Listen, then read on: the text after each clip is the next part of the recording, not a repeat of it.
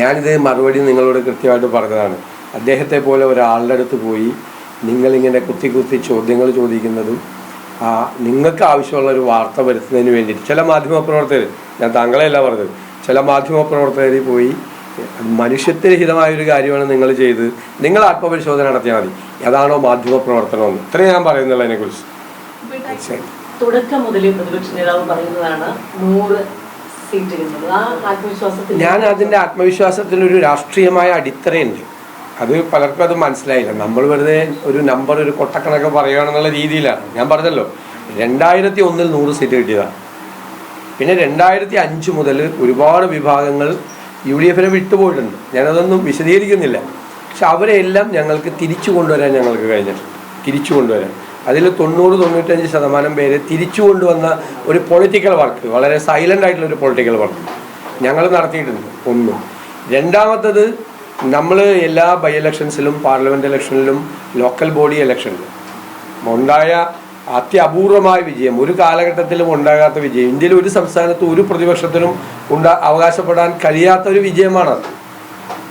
പാർലമെൻറ്റിൽ നമുക്കൊരു പല കാരണങ്ങളുണ്ട്. ഇപ്പോൾ രാഹുൽ ഗാന്ധിയെ പോലുള്ള ഒരാളിവിടെ വന്ന് മത്സരിക്കുന്നതിൻ്റെയൊക്കെ ഒരു വ്യത്യാസമുണ്ട്. പക്ഷേ കഴിഞ്ഞ പ്രാവശ്യത്തെ പാർലമെൻറ്റ് ഇലക്ഷനിൽ UP അധികാരത്തിൽ വരും, രാഹുൽ ഗാന്ധി പ്രധാനമന്ത്രി ആകുമെന്നുള്ള സാഹചര്യം. ഇപ്രാവശ്യം അതല്ല. ഇവിടെ തെരഞ്ഞെടുപ്പ് നടക്കുന്ന ഘട്ടത്തിൽ 400-ലധികം സീറ്റുമായി മോഡി ഭരണകൂടം അധികാരത്തിൽ വരും എന്നുള്ള ഒരു ധാരണ നിൽക്കുമ്പോൾ പോലും നമുക്ക് ഇത്ര വലിയ വിജയം പാർലമെൻറ്റിൽ ഉണ്ടാക്കാൻ കഴിയും.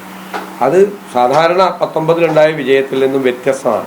ഞങ്ങൾ അങ്ങനെയാണ് വിലയിരുത്തുന്നത്. അപ്പോൾ ഈ തെരഞ്ഞെടുപ്പുകളിലെല്ലാം ഉണ്ടായ വിജയം നമ്മുടെ ഒരു വർക്കിൻ്റെ രീതി, ഇലക്ഷൻ വർക്കിൻ്റെ രീതി, അതിൻ്റെ അകത്തൊരു പ്രൊഫഷണലായിട്ടൊരു വർക്ക് ചെയ്ത രീതി, ചിട്ടയായിട്ടുള്ള വർക്ക് ചെയ്ത രീതി, ഏത് കേഡർ പാർട്ടിയെ പോലും തോൽപ്പിക്കാൻ കഴിയാവുന്ന തരത്തിലുള്ള സംഘടനാ മികവും തെരഞ്ഞെടുപ്പ് പ്രവർത്തനവും UDF-ന് ചെയ്യാൻ കഴിയുമെന്ന് തെളിയിച്ച തെരഞ്ഞെടുപ്പുകളാണ് ഇതെല്ലാം. അതിൻ്റെ റിസൾട്ടാണ്, അതിൻ്റെ കണ്ടിന്യൂവേഷനാണ്, അതിൻ്റെ തുടർച്ചയായിട്ടാണ് ഞാനതിനെ കാണുന്നത്. ഞാനതിനെ രാഷ്ട്രീയമായി വിലയിരുത്തലാണ്. ഞാൻ തന്നെ പ്രതിപക്ഷ നേതൃസ്ഥാനം ഏറ്റെടുത്ത സമയത്ത് ഞങ്ങളെല്ലാവരും ചേർന്ന് നടത്തിയൊരു പൊളിറ്റിക്കൽ അനാലിസിസ് ഉണ്ട്. എന്താണ് ഞങ്ങൾക്ക് കഴിഞ്ഞ 10-15 കൊല്ലക്കാലം സംഭവിച്ചത്? 2011 നേരിയ ഭൂരിപക്ഷത്തിൽ അധികാരത്തിൽ വന്ന് എന്താണ് സംഭവിച്ചത് എന്ന് ഞങ്ങൾ നന്നായി വിലയിരുത്തിയിട്ടുണ്ട്. ആ വിലയിരുത്തലിൻ്റെ അടിസ്ഥാനത്തിൽ നടത്തിയ ഒരു വളരെ നിശബ്ദമായിട്ടുള്ള ഒരു വർക്ക്, അതിൻ്റെ നമ്മൾ പറയില്ല, എൻ്റെ കൾമിനേഷനാണെന്ന് പറയില്ല, എൻ്റെ അവസാന ആണ് ആ ലോക്കൽ ബോഡി തെരഞ്ഞെടുപ്പും അതിൻ്റെ തുടർച്ചയായിട്ടുണ്ടാകും ഈ തെരഞ്ഞെടുപ്പ്. അതാണ് നമ്മുടെ ഒരു അങ്ങനെ ഒരു കണക്കുകൂട്ടലിലേക്ക് നിങ്ങൾ പലരും വിചാരിച്ചിരിക്കുന്നത് ഇത് ഈ തെരഞ്ഞെടുപ്പ് കാലത്ത് നമ്മൾ ഇത്ര വോട്ടിന് ജയിക്കും, ഇത്രയും സീറ്റ് കിട്ടും എന്ന് പറയുന്ന അതല്ലായിരുന്നു. ഞാൻ അങ്ങനെ പറയുന്ന ഒരാളല്ല, അങ്ങനെ പറയാൻ പാടില്ല. അങ്ങനെ പറഞ്ഞാൽ നമ്മുടെ വിശ്വാസ്യത പോകും. ഇതിൻ്റെ അടിസ്ഥാനത്തിലാണ് ഞാൻ പറഞ്ഞത്. എല്ലാ തെരഞ്ഞെടുപ്പുകളിലെയും പ്രവചനം നടത്തിയത് അത്ര അടിസ്ഥാനത്തിൻ്റെ പേരില്ല. വെറുതെ കൊട്ടക്കണക്ക് ഒരു തെരഞ്ഞെടുപ്പിലും പറഞ്ഞിട്ടുണ്ടോ? ഏതെങ്കിലും തെരഞ്ഞെടുപ്പ് പറഞ്ഞിട്ടുണ്ട്? ലോക്കൽ ബോഡിയിൽ ഞാൻ 4 കോർപ്പറേഷൻ കിട്ടുമെന്ന് പറഞ്ഞപ്പോൾ എന്നെ എല്ലാവരും കളിയാക്കുകയായിരുന്നു. 4 കോർപ്പറേഷനോ UDF-നെന്ന് ചോദിച്ച് കളിയാക്കുകയായിരുന്നു. പക്ഷെ കിട്ടിയല്ലോ 4 കോർപ്പറേഷൻ. 7 ജില്ലാ പഞ്ചായത്ത് വേണമെങ്കിൽ 8-9 ജയിക്കാമെന്ന് പറയും. 8ാമത്തെ കാസർഗോഡ് 1 സീറ്റിനും 9ാമത്തെ തിരുവനന്തപുരത്ത് 2 സീറ്റിനുമാണ് പോയത്. അപ്പോൾ അത് ആ കണക്കിൻ്റെ അടിത്തറ ഇതാണ്.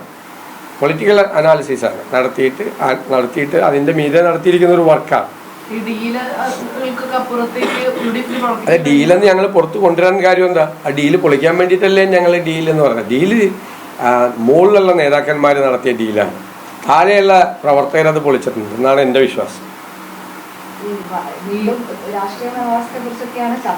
അതായിക്കോട്ടെ തന്നെ, അതൊക്കെ നമ്മൾ ഓരോ കാര്യത്തിൽ നമ്മൾ പറഞ്ഞ വാക്കുകൾ അവിടെ തന്നെ നിൽക്കുന്നുണ്ടല്ലോ. നിങ്ങളുടെയൊക്കെ ലൈബ്രറിയിൽ ഉണ്ടല്ലോ അത്. അങ്ങനത്തെ ഒരു സാഹചര്യം വന്ന് ഞാനത് ചെയ്തില്ല, നിങ്ങൾ അന്വേഷിച്ചാൽ പറഞ്ഞത് എല്ലാ ദിവസവും.